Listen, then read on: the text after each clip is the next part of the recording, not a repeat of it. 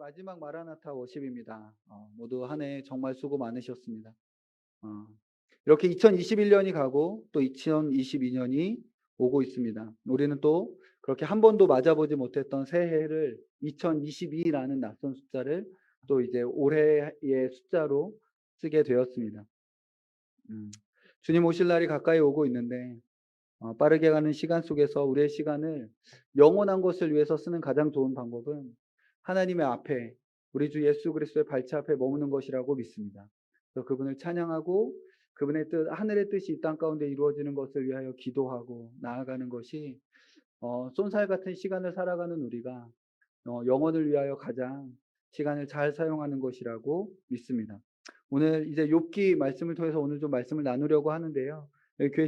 여기 지체들 중에서는 저희 교회에서 얼마 전에 이제 욥기 사경회를 해서 내용들을 좀 많이 혹시 아는 것이 있을 수 있는데 오늘은 또 이 안에 메시지가 있으니까 메시지를 받는 시간이 되면 좋겠습니다. 오늘 말씀의 제목은 딜레마 속에서입니다. 딜레마 속에서라는 제목으로 하나님의 말씀을 나누려고 합니다. 잘 아는 것처럼 욥은 하나님 앞에 매우 신실했습니다. 욥기 1장 1절에 욥에 대해서 이렇게 설명을 하고 있는 것을 우리는 봅니다. 그 사람은 온전하고 정직하여 하나님을 경외하며 악에서 떠난 자더라. 이렇게. 온전하고 정직하여 하나님을 경외하며 악에서 떠난 자더라. 이건 욥에 대해서 설명할 때 계속 반복적으로 나오는 거예요. 이 네 개의 문구, 온전하고 정직하고 하나님을 경외하며 악에서 떠났다. 이런 네 개의 문구는 이 동서남북 또는 이 보좌 앞에서의 네 생물처럼 총체성을 상징하고 있는 숫자가 4인데요. 이것이 욥기에 보면 3번 반복되고 있습니다. 온전하고 정직하여 하나님을 경외하며 악에서 떠났다. 즉 욥이 정말 하나님 앞에서 얼마나 신실하고 순전했는지를 보여주고 말씀하고 있는 것입니다. 다 아시는 것처럼 천상에서 하나님은 이 욥을 사탄 앞에서 자랑하셨습니다. 세상에 그와 같은 자가 없다. 라고 그렇게 하나님께서 욥을 자랑하셨습니다. 그랬더니 사탄은 욥의 신앙은 그저 자기 소유물의 풍부함과 그리고 그 자신의 건강의 복으로 인한 것뿐이라고 고소하고 참소했습니다. 하나님께서 소유물로 울타리 쳐서 소유물을 지켜주니까 그렇게 하나님 경외하는 겁니다. 한번 쳐보세요. 하나님께서 그의 피부와 가죽, 그의 몸을 그렇게 건강하게 지켜주고 계시니까 하나님 그렇게 섬기는 겁니다. 한번 쳐보세요. 라고 이렇게 참소한 것이죠. 결국 뭐라고 참소한 겁니까? 하나님, 욥의 신앙은 그저 기복신앙일 뿐입니다. 복 주니까 하나님 신앙하고 경외하는 것 뿐이에요. 라고 이렇게 욥의 신앙을 매도한 것입니다. 이에 하나님은 욥의 신앙을 드러내 보이기를 원하셨던 것 같고 그래서 욥의 고난 당함을 허락하셨습니다. 지금 결과적으로 보면 우리 하나님께서는 그때에 욥의 신앙을 사탄에게뿐만 아니라 이후에 쓸 모든 세대의 교회에도 자랑하기를 원하셨던 것 같습니다. 욥의 이 신앙을 모든 세대의 교회도 보게 하시기를 원하셨던 것 같습니다. 여하튼 욥의 편에서는 까닭이 없는 고난, 이유를 알 수 없는 고난이 그냥 갑자기 말도 안 되게 하루아침에 그냥 들이닥친 겁니다. 욥의 편에선 그래요. 하늘에서 무슨 일이 일어났는지 모르니까요. 예. 그냥 땅에서 그냥 매일 같은 하루하루를 살고 있는데 갑자기 그냥 뭔가 자기의 모든 재산들, 동방에서 가장 부유했다라고 말하는 그의 재산 그냥 알거지가 돼버렸고 그냥 머리부터 정수리부터 발바닥까지는 악성 종기가 생겨가지고 욥의 고백을 이후에 쓸 고백을 이렇게 들어보면 막 구더기가 자기 몸에서 그러니까 피와 고름과 진물이 막 이렇게 흐르는 어떤 그런 상태에 빠져버리게 된 것입니다. 뿐만 아니라 무엇보다도 신앙 안에서 잘 키우려고 노력했던 10자녀들 또한 한꺼번에 잃어버리게 됐습니다.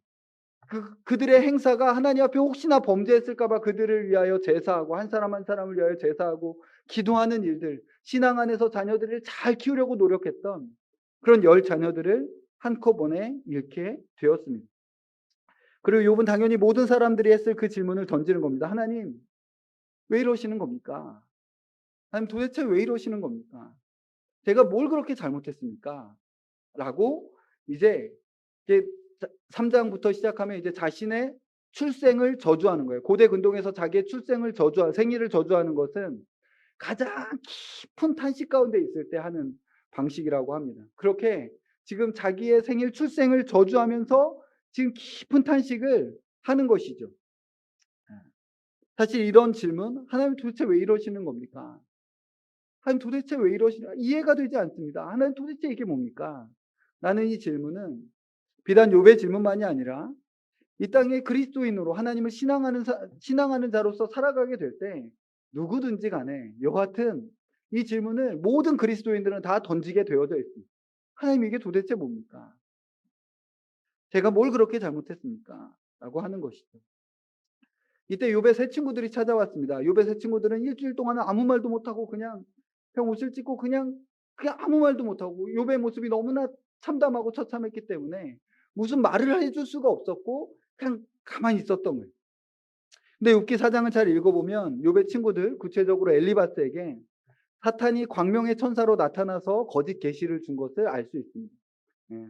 욥기 4장에 보면 오늘은 이제 그것을 이야기하는 시간은 아니니까 욥기 4장에 10절부터 21절까지를 이렇게 쭉 보면 사탄이 광명의 천사로 와서 욥에게 이 엘리바스에게 거짓 메시지를 주고 이 거짓 메시지를 근거로 하여 보응 원리를 적용해서 지금 욥을 정죄하고 있는 거예요.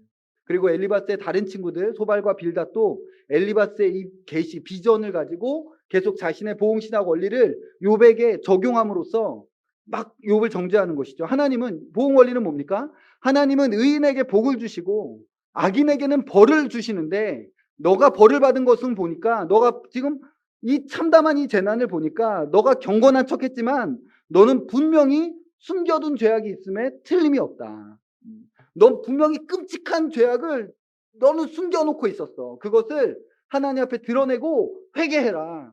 처음에는 부드럽게 이야기하지만 부드럽게 그러면 너가 복을 주시고 너의 옛날 이런 것들이 회복될 것이고 이게 세 번의 대화가 반복되는데요. 첫 번째 대화는 부드럽지만 마지막 대화가 가면 점점 악해져서 사탄이 주었던 어떤 그런 메시지, 인간을 하찮게 여기고 무시하고 인간을 이렇게 너는 벌레요 구덕이다 라고 빌닷이 마지막에 말하는 것을 볼 수 있어요. 사람을 이렇게 저주하는 어떤 이 사탄의 말들이 이 친구들의 말을 장악해 버리는 것을 보게 됩니다. 사실 욥기와 같은 지혜서에 속하는 잠언서에서는 이런 보응신학, 하나님의 공의의 원리를 매우 강조하고 있습니다. 잠언서 잘 보세요. 의인은 복을 받고 악인은 벌을 받는다. 의인은 잘 되고 악인은 망한다. 라는 이야기를 잠언서에서 계속 이야기하고 있죠. 그러니까 보응 원리 자체는 잘못된 게 아니에요. 이것은 하나님의 공의의 원리니까요. 그런데 여기서 주의해야 할 사실은 이 보응신학, 하나님의 공의의 원리는 이 땅에서는 온전히 실현되는 원리가 아니라는 겁니다. 그리스도께서 저리로서 산자와 죽은 자를 심판하러 오시는 그날에 가려지고 숨겨진 것들이 명명백백하게 드러나고 하나님은 그들의 행위대로 그들에게 상 주시고 벌 주실 것이다라고 그날 최후의 심판을 기독교인들은 기다리고 있는 것이죠. 그런데 지금 새 친구들은 이 사탄의 거짓 메시지에 속아서 지금 이 보응 원리를 가지고 욥을 정죄하고 욥을 비난했었던 것이죠. 욥도 이 보응신학 하나님의 공의의 원리를 믿었습니다. 왜 안 믿었겠습니까? 당연히 믿죠.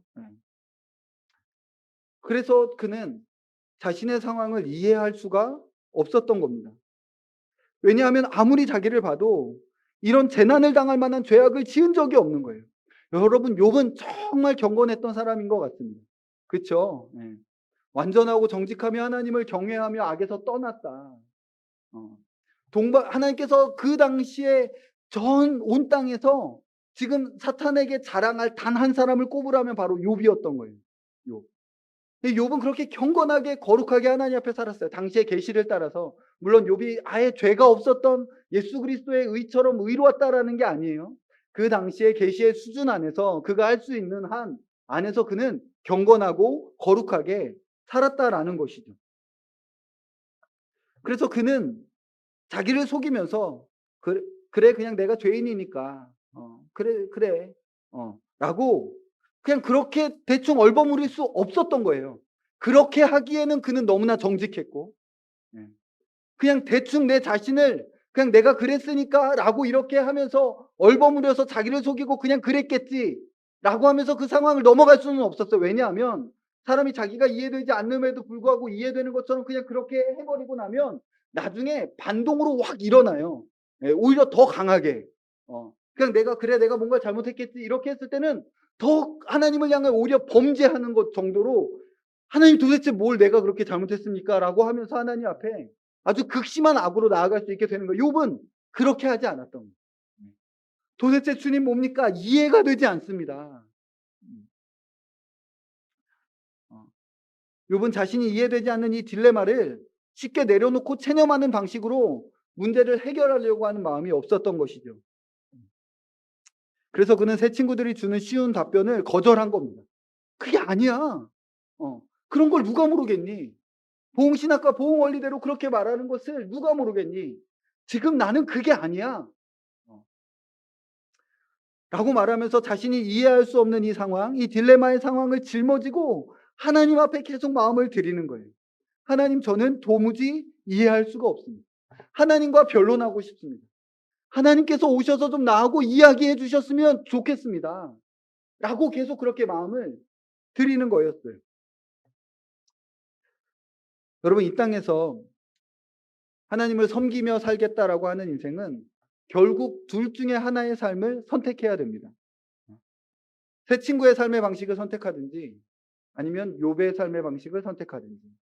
이 욥의 이 상황은 단지 그냥 이 고난을 당한 욥에게만 특별히 있는 것이 아니라 모든 그리스도인들에게 야고보는 욥의 인내로 인내해라. 너희가 욥의 인내를 가져라 라고 말하고 있잖아요. 그 말은 모든 그리스도인들은 지금 욥이 당한 상황과 같은 동일한 상황에 처해져 있음을 이야기하는 것입니다.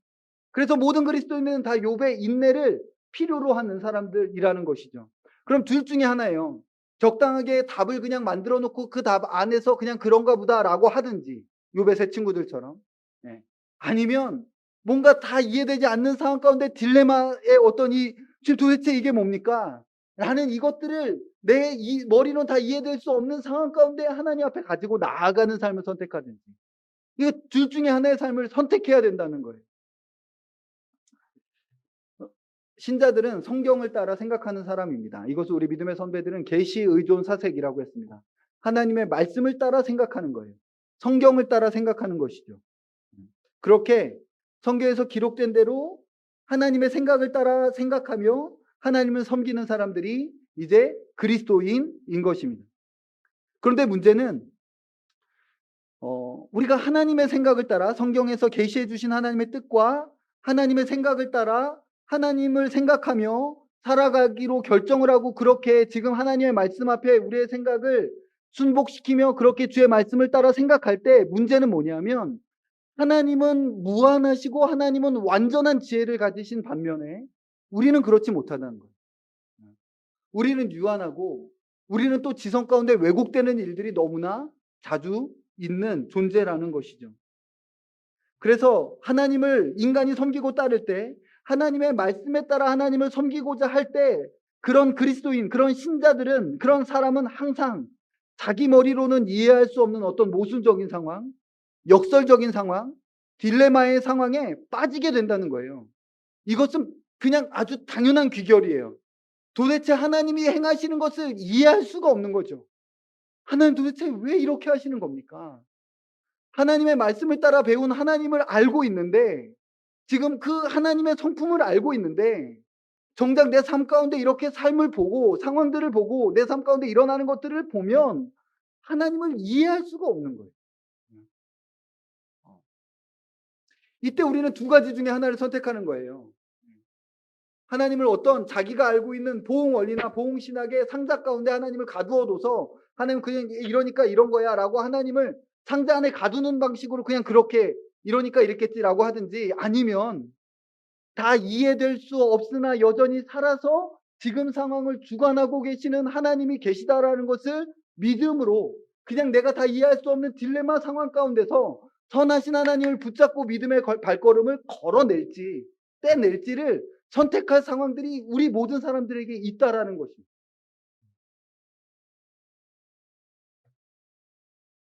이 딜레마, 이 역설의 상황은 인간이 하나님께서 창조하신 하나님께서 역사와 이 모든 세상 이 과정들을 섭리하시고 이끄시는 이 세상 가운데 살아가고 있음을 이렇게 생각할 때 이 역설의 상황을 의식하게 되는데, 특별히 언제 그것을 의식하게 되냐면 악과 고난의 때에 그렇습니다.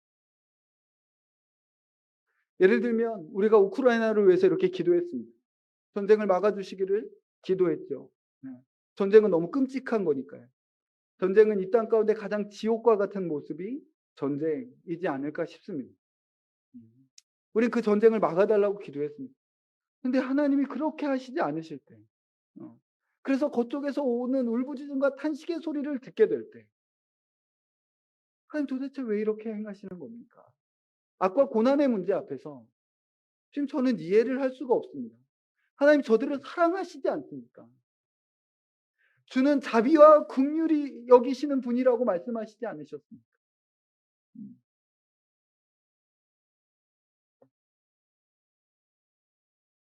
그래서 이 두 가지 선택지 중에 제 친구들처럼 쉽게 답을 내리고 그냥 "그래 회개해"라고 말하며 하나님을 보응신학이라는 상자 속에 가두어 버리든지, 이것은 사실 하나님은 보응 원리 말고는 아무것도 이 땅에서 실현하지 못하시는 분으로 만들어 버리는 거예요. 하나님 그냥 그 보응 원리만 하실 수 있는 분으로 자기의 이 작은 머릿속에 하나님을 가두어 두니까 하나님 다 이해가 돼. 어. 근데 하나님은 그런 분이 아니라는 거예요. 어. 그의 생각은 하늘과 같고 내 길은 땅과 같아.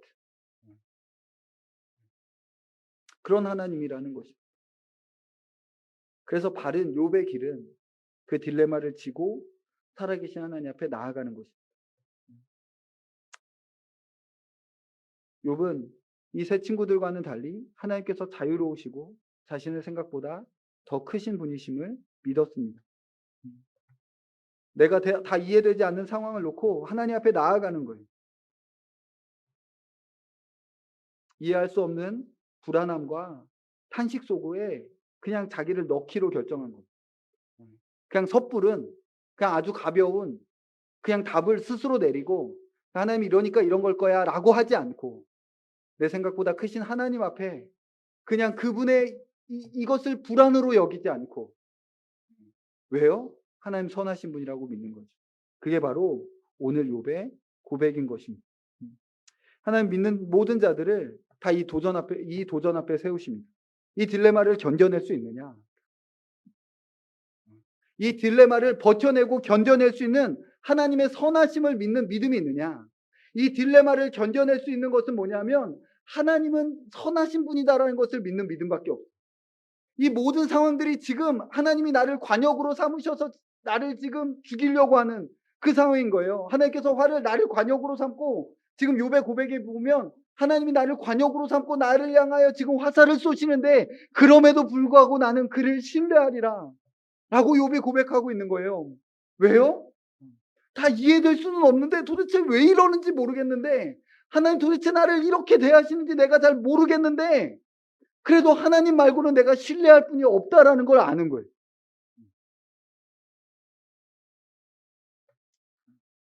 이 도전을 주고 있는 거죠. 슬픔과 절망의 깊은, 그냥 이건 머릿속으로 그냥 단지 지적인 영역의 딜레마를 이야기하는 게 아니에요.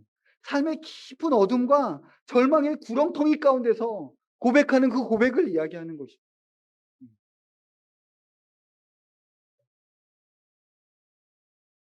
나에게 지금 답이 없어도 하나님께는 답이 있습니다. 그러니 괜찮습니다. 라고 말하면서 계속 그 길을 걸어갈, 그 다음에 발걸음을 내디딜 수 있는 믿음이 있느냐라는 겁니다. 그리고 오늘 본문에서 욥은 그렇게 했습니다. 그러나 나의 가는 길을 오직 그가 아시나니 그가 나를 단련하신 후에는 내가 정금같이 나오리라. 저희가 읽었을 땐 개역 개정으로 읽었는데 예전에 개역 한글판에서는 그렇게 얘기하죠. 나의 가는 길을 오직 그가 아시나니 그가 나를 단련하신 후에는 내가 정금같이 나오리라. 두 가지 정도를 보려고 합니다. 하나는 욥은 먼저 그가 아신다라고, 그가 아신다. 나는 모르지만 내가 모르는 그것을 아시는 나의 인도자가 계신다. 여러분 이것이 얼마나 훌륭한 믿음인지 모르겠습니다. 안정적이고 평안할 때는 이렇게 고백하는 게 전혀 어렵지 않습니다. 네. 푸른 풀밭과 쉴만한 물가에 있는 상황에서 내가 가는 길을 그가 아신다라고 말하는 것은 사실 하나도 어렵지 않습니다. 그러나 정말 흑암과 절망 가운데서 어 자기가 그동안 해왔던 것들을 다 잃어버리고 사랑했던 사람을 잃어버리고 그냥 나만 덩그러니 남겨진 것 같은 그 사랑하는 아내조차도 하나님을 저주하고 죽어라 라고 말하고 있는 이 상황 속에서도 그러나 오직 나의 가는 길을 그는 아십니다 라고 고백할 수 있는 것은 정말 훌륭한 믿음이 아닐 수 없습니다. 지금 욥은 바로 그 고백을 하고 있는 것입니다. 나는 비록 사망의 음침한 골짜기 속에 어디로 가는 길인지 잘 알지 못하지만 그러나 나의 인도자께서 나의 목자께서는 그 길을 아신다라고 고백하는 것입니다. 이것이 다가 아니었습니다. 이어지는 고백은 더 놀랍습니다. 그가 나를 단련하신 후에는 내가 정금같이 나오리라. 그분은 선한 목적을 가지고 계시다라는 것을 믿는 거예요. 그분이 이 길 끝에 지금 놓은 이 목표는 선한 목적일 것이 분명하다. 지금 악과 재난의 이 큰 일들이 일어나고 있지만 그럼에도 불구하고 그가 이 모든 일의 끝에 내실 이 결과는 내가 정금같이 나오게 되는 것이다 라고 하면서 그는 여전히 선하신 하나님, 결국 좋은 것으로 결론 지어주실 주님을 믿는 믿음을 포기하지 않는 거예요.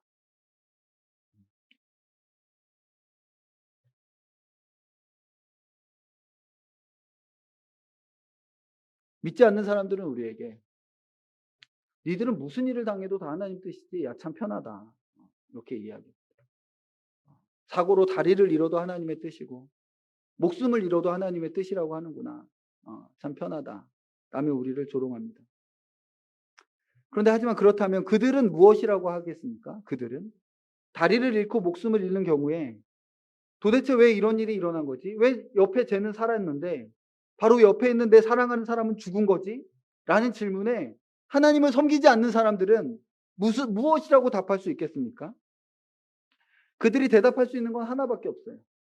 운이 없어서, 재수가 없어서 그렇게 된 것이죠. 물론 그들은 이렇게 말을 하지 않기 위해서 인재다 뭐 이렇게 말하기를 좋아하는 것 같아요. 이 일은 인재다. 사람이 그래서 그렇게 했다. 그때 사람이 뭐 어땠다 라고 답변하려고 해보지만 하지만 그런 말들은 하나님을 믿는 사람들도 동일하게 할 수 있는 거예요. 그러니까 한 걸음 더 들어가서 그러니까 왜 그 인재가 하필이면 나한테 일어나는 거냐고요. 왜 하필이면 그 인재가 지금 나에게 일어난 거냐고요 라고 계속 물어서 밀어붙이면 결국은 운이 없었다, 재수가 없었다 라는 걸로 귀결될 수밖에 없는 것입니다. 우리가 하나님의 뜻을 말하는, 하나님을 믿는, 하나님께서 인류의 모든 역사를 주관하시고 계시다라는 것을 믿는 사람들이 하나님의 뜻을 말하는 그곳에서 이것을 믿지 않는 사람들은 재수가 없었다를 말하게 되는 것입니다. 즉 우리는 이 인격적인 분에 대해서 이야기하지만 이 사람들은 비인격적인 어떤 운과 우연에 대해서 이야기해버리는 것입니다. 그 말은 우리는 이 일의 끝에 분명히 인격적으로 아름다운 결말, 정금같이 나오리라, 뭔가 나보다 생각이 크신 분께서 이것을 가지고 뭔가 더 좋은 일들을 이루어 주실 것이다 라고 신앙할 수 있는 근거가 있지만 그들에게는 재수가 없었던 거예요. 그 상황을 놓고 배울 만한 인격적인 것은 아무것도 없게 되는 것이죠. 왜냐하면 그들에게는 그저 우연과 비인격성이 가장 궁극적인 지배자이기 때문에 그렇습니다. 그러나 우리는 그렇게 말하지 않을 수 있습니다. 우리는 욥과 함께 그가 나를 단련하신 후에는 내가 정금같이 나오리라. 그가 나를 단련하신 후에는 내가 정금같이 나오리라. 라고 고백할 수 있게 되는 것이죠. 우리에게 닥친 악과 고난의 이유에 대해서 우리는 정확히 말할 수 없습니다. 그것은 우리의 지혜를 넘어서는 것이다 라고 욥기가 말해줍니다. 그래서 우리의 지혜는 뭐냐면 우리에게 주어진 지혜는 하나님을 경외하는 것이요 악을 떠나는 것이 명철입니다. 하나님이 이 크신 지혜로 온 땅을 다스리는 이 악과 재난에 관련된 이 지혜에 대해서는 우리가 다 알 수 없다. 우리는 유한한 인간이기 때문에 하나님께서 이 일들을 통하여 어떤 결말과 어떤 결론을 그려내실지 이 하나님의 지혜는 우리가 다 알 수 없다. 그런데 우리에게 주신 최고의 지혜는 뭐냐면 하나님을 경외하는 것이며, 우리에게 주시는 최고의 명철은 무엇이냐면 악을 떠나는 것이다 라고 욥기의 가장 중심에 있는 28장의 결론으로 말해주고 있는 것입니다. 하나님께서 지금 우리 한국교회, 우리에게 팬데믹에 빠져버린 이 세계 교회에 이 욥의 고백을 찾고 계신다고 믿습니다.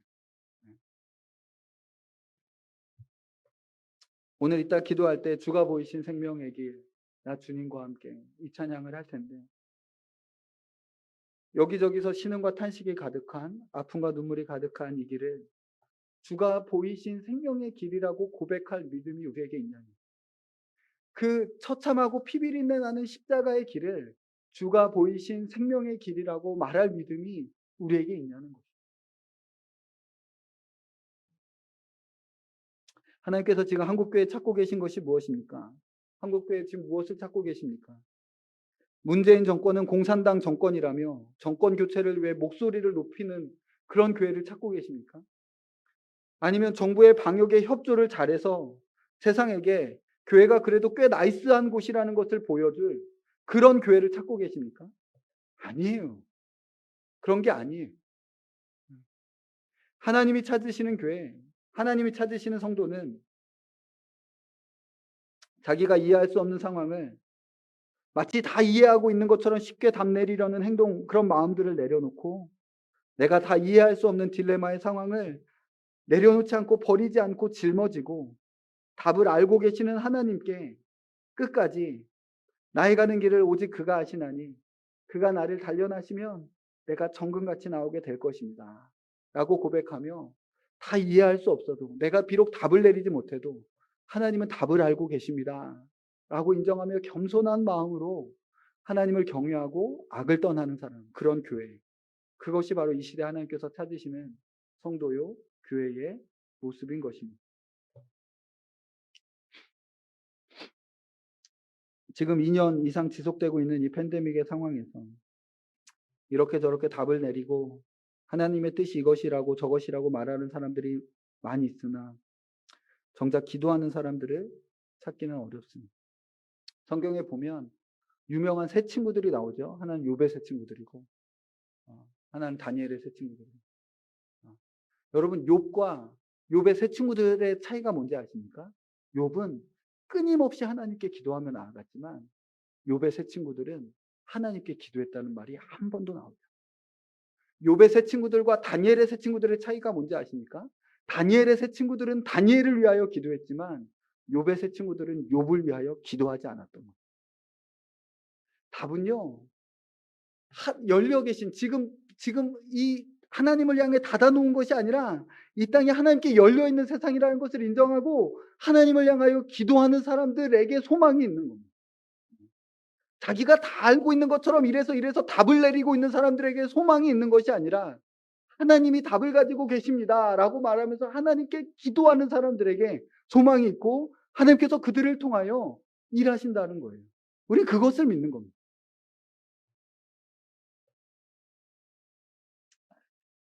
이제 말씀을 마무리하려고 합니다. 욥기는 악과 고난의 문제에 대해서 그 배후에 초자연적인 영적 세력, 초자연적인 악한 세력, 사탄이 있다고 가르쳐주고 있습니다. 사탄은 첫 번째 참소로 욥의 소유물을 쳤고, 두 번째 참소로 욥의 몸을 쳤고, 세 번째로는 은밀하게 광명의 천사로 욥의 세 친구들에게 나타나서 욥을 무너뜨리려고 하였습니다. 즉 욥기는 영적 전쟁의 책이었던 것입니다. 하나님의 아들인 그리스도께서 약 2000여 년 후에 오셔서 이 전쟁에서 완전한 승리를 취하셨습니다. 이 경건하신 참된 욥이신 예수 그리스도께서는 단지 육체적 재난이 아니라 하나님의 진노의 지옥 안으로 들어가셨습니다. 여러분, 우리 주 예수 그리스도께서 당하신 고난이 욥의 고난하고는 비교할 수 없는 고난을 그리스도께서 당하십니다. 그리스도는 말 그대로 지옥으로 들어가셨어요. 그리고 그는 정말 감사하게도 이제 그를 믿는 자, 우리 주 예수 그리스도를 믿는 자들에게 비록 그들이 욥과 같은 경건과 욥과 같은 거룩이 없다 하더라도 오히려 세리와 창기와 같은 죄인들이요 하나님 앞에 마음이 부패하고 심히 병들어서 악을 그렇게 행하는 우리들에게 욥의 의보다 뛰어난 그리스도의 의로 옷 입게 해주신 겁니다. 그리고 욥의 마지막에 보면 갑절의 복으로 복을 주시는데 갑절의 복을 상징하고 있는 것은 뭐냐면 성경에서 갑절의 복은 종말론적 복을 상징하고 있는 거예요. 종말론적인 복. 음. 하나님께서 욥에게 주신 그 복은 갑절의 복인데 예수 그리스도를 믿는 자들에게 바로 그 종말론적인 그 복을 실체를 우리에게 갖게 하시고 누리게 하신 것입니다. 우리 그 복을 이미 누리기 시작한 자들이라는 거죠.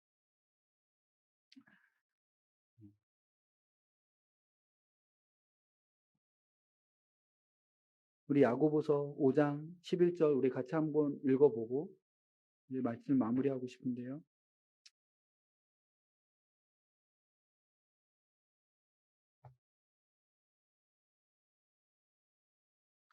야고보서 5장 11절입니다.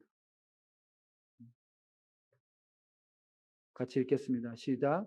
보라, 인내하는 자를 우리가 복되다 하나니 너희가 욥의 인내를 들었고 주께서 주신 결말을 보았거니와 주는 가장 자비하시고 긍휼히 여기시는 이시니라.